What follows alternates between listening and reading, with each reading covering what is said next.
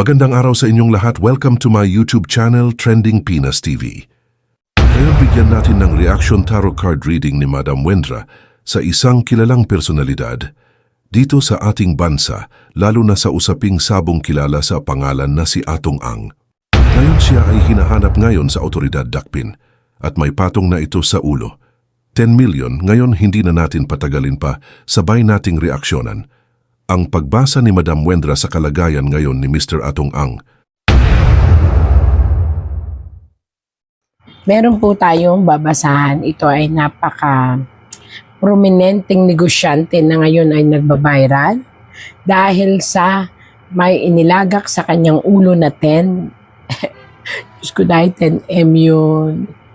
Para lang sa kanya, para siya lumutang. Siya ay si Charlie Chu Hai Si Ang, born August 29, 1957, commonly referred as Atong Ang. Yan. Ito po ay request. Again and again, this is for entertainment use. Tanggalin ang lahat ng negatibo at ang pakinggan lang ay lahat ng positibo. Ang lahat na may kinalaman dito sa babanggitin ko ay hindi ko kakilala. Kung ano man ang ipakita ng tarot, dahil ito ay ating hiniling na makita. Pakita mo sa amin ang pangyayari at mangyayari sa pangalang Atong Ang or Charlie Chu Hai Si Ang. Yan po. Kita nyo naman ang ating baraha ay reshuffle. So, Atong Ang, where are you, Atong Ang? Atong Ang, Charlie Chu Hai Si Ang, August 29, 1957, alias Atong Ang. May gali, si Atong Ang ay walang lugar na pinuntahan na napaka layo. Si Atong Ang ay narito lang at umiikot-ikot sa kanyang mga properties. Ibig sabihin, si Atong Ang ngayon ay paikot-ikot sa kanyang mga napundar na properties na hindi na-announce. And dito, titingnan nyo siya, nanganganib po siya. Dahil may isang crab mentality, dahil nalagyan na siya ng presyo sa ulo niya, so much more better na lumutang na lang siya kasi alam din naman kung nasaan siya. Kaya kita niyo po, may mga tao, ito yung mga tao, ito yung mga authority, maaaring ito yung NBI, maaaring ito the highest form of PNP, or maaaring ito ay mismo batas ng Pilipinas. Ayan, nakatingala. Boy, nakatingala kasi they know where they found, they know where they can found Atong Ang. Ayan. Tama may mga logic na nagsabi na, teka muna, nagtatarot ako eh. May mga logic na nagsasabing alam ng gobyerno, which is, dito sa tarot na to, is really, alam nila kung saan pupuntahan si Atong Ang. At hahanapin si Atong Ang. Ayan. So, kung ako kay Atong Ang, makipag-cooperate na lang siya. Kasi, baka dumating yung time, mas worse scenario ang mangyari. Nakita niyo po yan? Wala, tarot lang po ito pero ayon po dito, si Atong ang case ni Atong Ang ay inilalabas, kaya po nakabaliktad, para mapagtakpan ang kaso ng Inang Bayan. Ito, tarot lang po ito. Pero tingnan yung mabuti, ipapaliwanag ko. Ito po ay isang babae, asul, and dilaw, and bulaklak, na makikita natin sa flag. Diba? Ito ay ating mother, our nation. Ayon dito, ito ay si Atong Ang. Atong Ang case serve to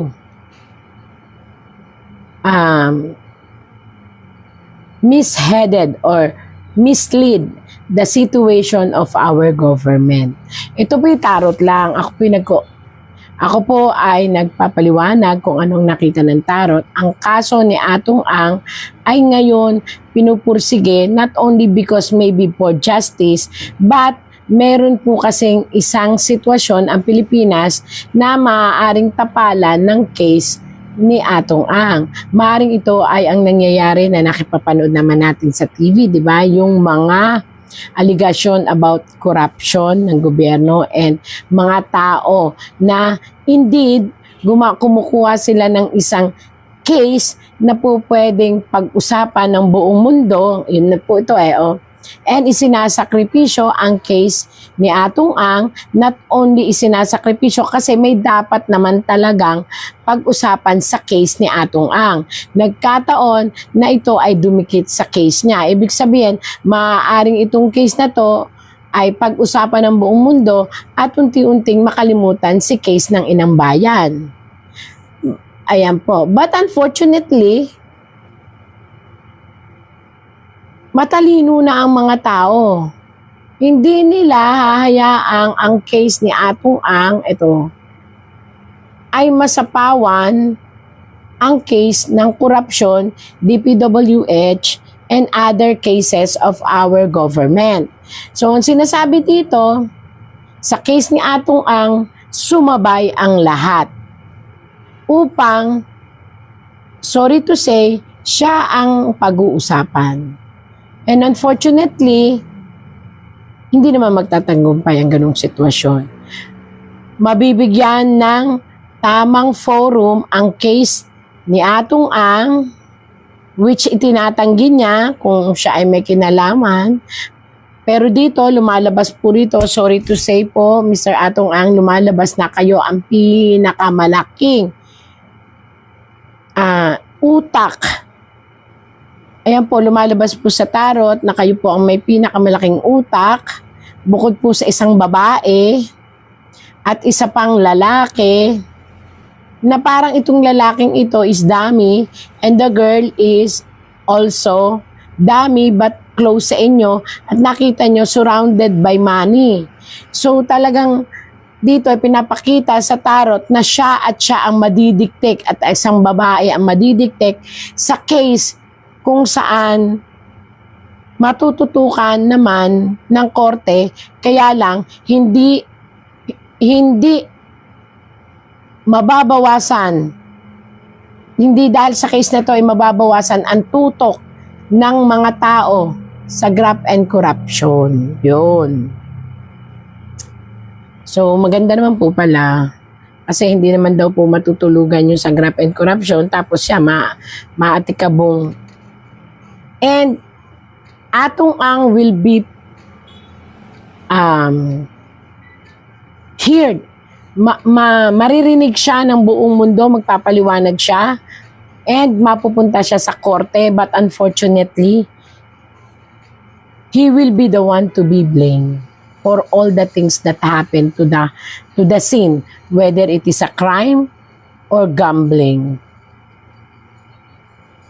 And isang babae na, alam na siguro natin na artista. Ayan, isang babae na artista na makakasama niya na madidiin again dito sa gambling case na to. Na hindi sa gambling sila madidiin kundi sa mga cases of dying people. Nakakatakot ang mga susunod na revelasyon kasi may mga blood akong nakita. So blood, maaaring delikado ang buhay ng mga tao involved dito sa case ni Atong Ang. Bukod dun sa sinasabi kong mga napatay na sa bungero o ano pa man, may mga buhay pa na hinahunt. Ibig sabihin, kaya nga shadow siya. Hinahanap na may kinalaman pa rin sa case ni Atong Ang. And unfortunately, may mga bata rin. Etong mga batang ito ay mukhang naging tao ng mga dikit-dikit. May politiko, nakakatakot naman. May mga militar, pulis. And may isa ring grupo I don't know kung anong grupo ito, para mga fraternities na dawit. When Atong Ang speak up about the case, many individual people will come up and come out. So be careful. Ingatan ang bawat pagsasalita. Kung ako kay Mr. Atong Ang, ingatang mabuti at pag-aralang mabuti. Kasi at the end of the journey, walang maniniwala na wala siyang kasalanan. So pakatatagan niya, and hayaan niya na makamtan ng mga taong namatayan ang sinasabing hustisya. Marami kasing mabubuking na mga revelasyon. Marami ring pagdadaanan ang case na to, at medyo tatagal to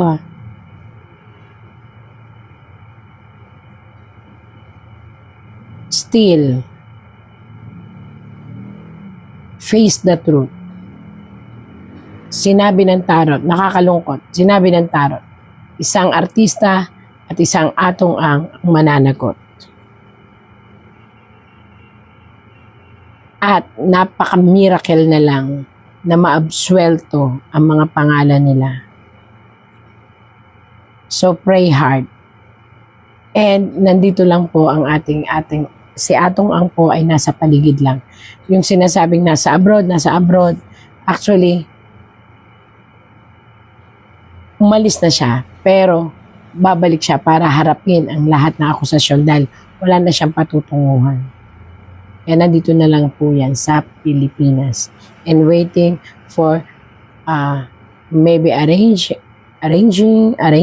or what, or humarap sa hustisya. And dalawa sila, isang babae again at si Atong Ang. Nung babae, I don't know kung sino itong babaeng to, pero ito ay artista. So, yun, ang lumabas po. Tandaan, may nakita po akong mga dugo. So mag-ingat. Marami pang madadawit sa case na ito. At maaaring itong madadawit na to, yung iba is nanganganib ang mga buhay kasi may mga matataas pa na I don't know kung ito ay kapatid niya sa organisasyon or kapatid niya sa paniniwala nila or dawit sa mga case na since Atong Ang na ang pinag-uusapan, inirescue na ang sarili. So, yun po sa ngayon. Kusa po siyang magbibigay loob. Ayan, hinahanap lang niya ang tamang oras at tamang panahon. Kusa po siyang haharap. Ayan. Ang tanong, totoo kaya ang lumabas sa baraha ni Madam Wendra?